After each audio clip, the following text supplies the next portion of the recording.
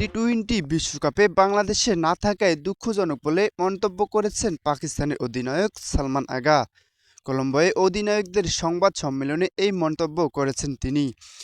পাশাপাশি পাকিস্তানের ভারত ম্যাচ বয়কটেও ইস্যুতে কথা বলেছেন সালমান স্বীকার করেছেন, ভারত ম্যাচ বয়কটে সমর্থকরা হতাশ হবেন, তবে দলের মনোযোগ এখন গ্রুপের বাকি ম্যাচগুলোর দিকেই।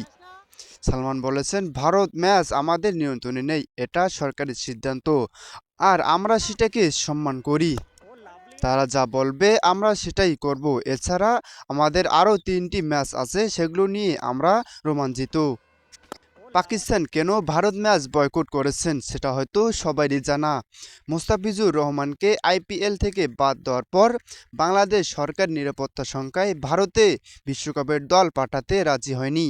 এরপর আইসিসি বাংলাদেশকে টুর্নামেন্ট থেকে বাদ দিলে পাকিস্তান সরকার বিশ্বকাপে ভারত ম্যাচ বয়কটের ঘোষণা দেয়।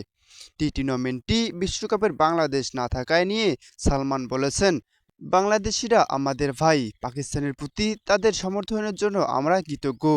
এটা দুঃখজনক যে তারা বিশ্বকাপে খেলছে না। শান্তরা অর্পণ, সমপলা নিউজ।